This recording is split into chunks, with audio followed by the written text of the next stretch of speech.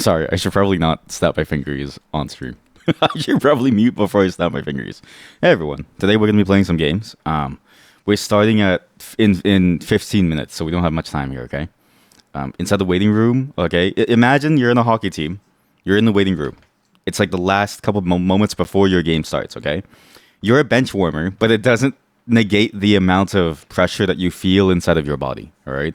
I've been a bench warmer and I've also been sort of like the main player. And I'll tell you, you get the same adrenaline no matter what. Just one of them, you end up a lot less tired.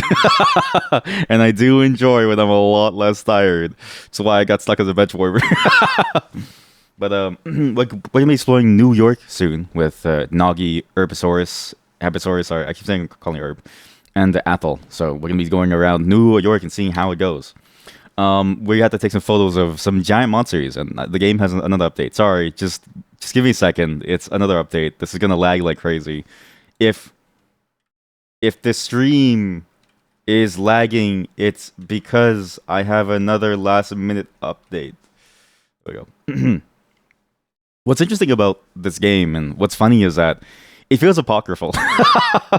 It feels apocryphal in the way that many pieces of media do. And I always am reminded of this fact that life is stranger than fiction. And so, no matter how creative you are, you're going to write something that, insofar as we know, is going to become a reality in the real world in a way that we can't even begin to comprehend because our imagination cannot possibly encompass the absurdity of reality. Because in a way, it's a kind of guard that we put up in ourselves, right? Like when I think of a story and I imagine all the details of like, say, someone's head being blown off, I don't think about the pain that sort of ripples out from around them as well. I don't think about the pain that they experience, but also the pain that ripples in their, small social circle with right there at that moment. And sort of like emanating outwards into into the distant land, right? Because it's sad, it's terrifying, it's very painful to have to imagine that. And then you read the news, and it's like, oh, you see the pain, you see how it emanates, you see how it flows out like a shockwave, starting from the epicenter of a life lost into the precipices of, depression and sadness and grief, right? Like it's it's strange because it's like there's so much media out there, so much fiction that deals with death, right? That like deals with these things, but they never talk about this stuff. Why? And again, I think it's just because, and the reason why I think even that life is stranger than fiction is because we can't bring ourselves to look at the hard reality that we're living in a clown show. Like we're living in a clown show. If you want an idea of what I'm talking about, there's this game called Wolfenstein. There's this really cool game called Wolfenstein where in Wolfenstein, I think it's 3D. Wait, is it Wolfenstein? The newest one, is it called Wolfenstein 3D? I don't know. Wolfenstein 3D? No, it's called Wolfenstein. I think it's just the remakes. The New Order. I think it's Wolfenstein The New Order. When you play that, and you walk around, there's this one scene where like these two Americans, they're like trying to speak German, and like the German Nazi dude is like, "No, you're butchering my beautiful language." That's the timeline that we're going down. Okay. Anyways, in other news, we had some deeper discussions about the Mozilla thing. Actually, they actually updated the terms of use, which was interesting to see. Because I didn't think that they would go back or like fix that very quickly. Which is interesting, right? But it goes to show that, at least for legal documents, I always find legal documents to be in this realm of the whole point of a legal document is to define the fucking, right? Like, legal documents are about the fucking each other. Like, how much can they fuck me and how much can I fuck them, right? With something like Microsoft, it's like, I can't fuck them, but they can fuck me, right? And they can fuck me upside down, left and right, any way that they want. And that's fine. I know that. It's Microsoft, right? With the Firefox one, it was like, I can't fuck them, but they might fuck me. And that little bit of like vagary was enough to make me go, well, what does that mean? Do I trust who you say you are, or do I trust what you've been doing? Because Mozilla so far has been pretty good. So it's like, they won't fuck me, but it's like, if they ever want to, they can fuck me.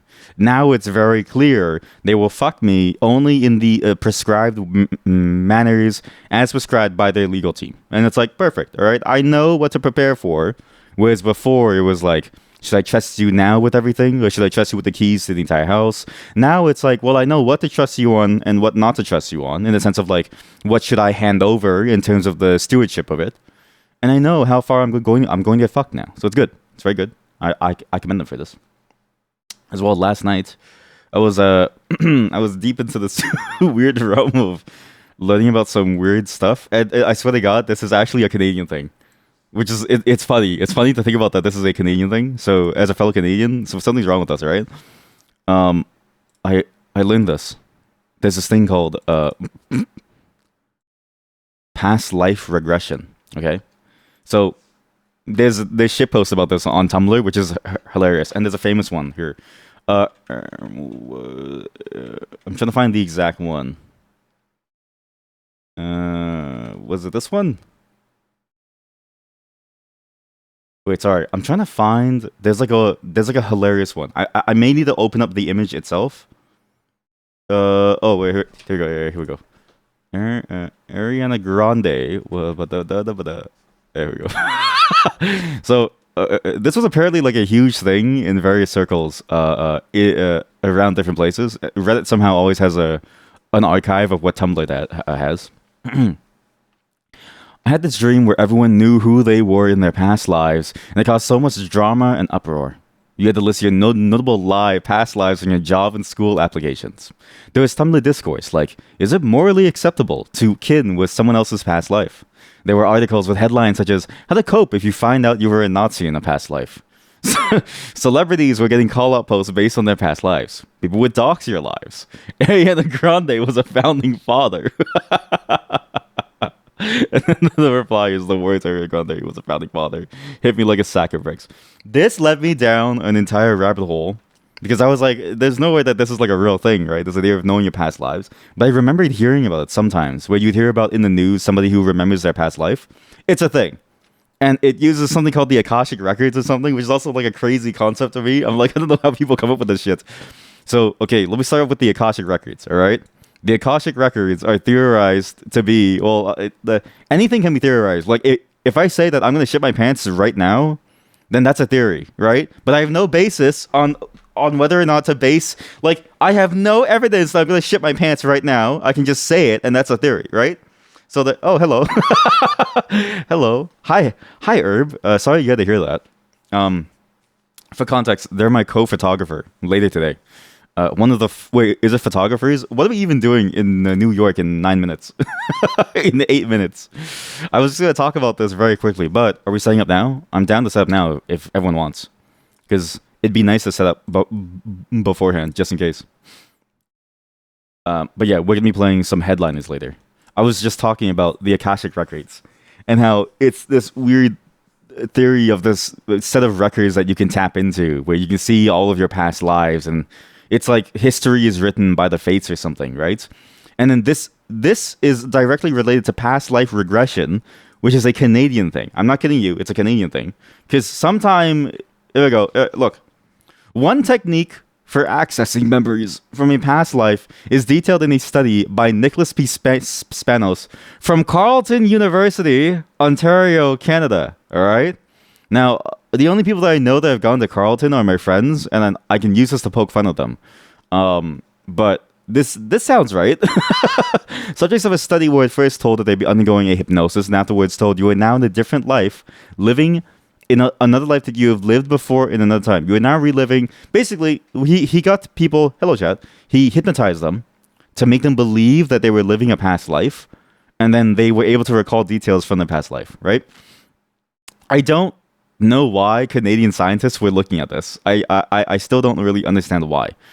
It's funny because you would think we'd have more pressing matters at hand, and also because like Ontario in general is like a major science hub, at least for Canada, and we've done like some pretty major science things. Like Toronto alone, for instance, I'm pretty sure I'm pretty sure insulin came from Toronto. Yeah, it came from Toronto. So there's two sides to like Canadian scientists, right? You have the one side that invents insulin. You have the other side that makes people believe that they have past lives, right? It's funny to me that this is a part of Canadian history and culture now, because I can't imagine what this means for me being a Canadian and how much I can use this, right? Maybe I'm psyoping all of you right now. Maybe this is like a larger hypnosis thing that I'm doing live on stream. You may not actually, the duality of Canadians. Actually, okay, so has anyone ever done this? One day, I'm going to do hypnosis on stream, okay? I'm going to learn all about hypnosis, and I'm going to try to hypnotize you on stream, okay?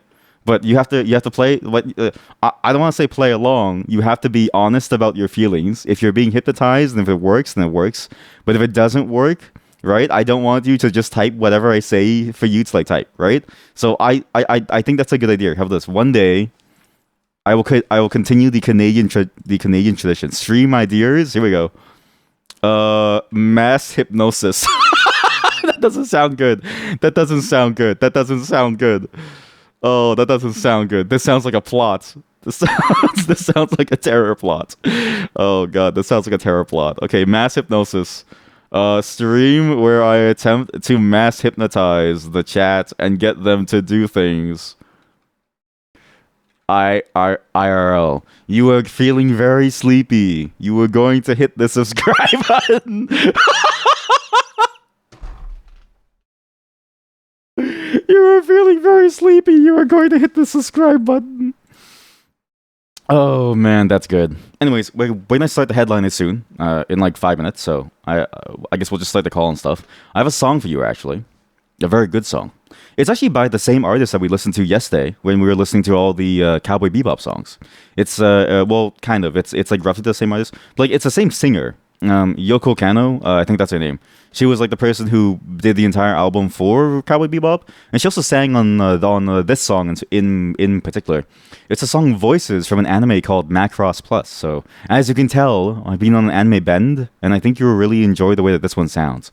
It's one of the more interesting songs out there because of the way that it flows and the context in which it plays. Again, it's best to think of Macross as space opera. Like when I say space opera, I think Macross. The way that it deals with like romance and love and tragedy, this is the best example of what a space opera is. So please enjoy, and then we'll get right into the headliners. Thanks again for watching, everyone. I was gonna do some more Fly Night and stuff, but I got kind of lazy. I'm kind of tired, so we're gonna move on to doing nothing else, and I'll just raid you over to somebody. I don't know who. I'm just gonna get them to be raided, and you just follow, okay? So, bye everyone. Okay, well, Nagi, I just raided you. How is this gonna work? Okay, well, the whole thing's broken now, but we're raiding each other. You raided me, and now I'm raiding you. And I'm curious about what's gonna happen here. But yeah, thanks for playing. It was fun to play with everyone. Again, sorry, we're not doing a long one today. Tomorrow will be a long one, though, okay? Tomorrow's gonna be like a bunch of things I've been saving for a while. Primarily more mod stuff, but also a lot of other weird things that I found, so... that's gonna be a full stream. Monday, Tuesday, I probably won't be here because my wife and I are spending time. Wednesday, Thursday, Friday, it's gonna be long ones. We'll see how it goes. I don't know what happens if we do a raid like this, but let's just see.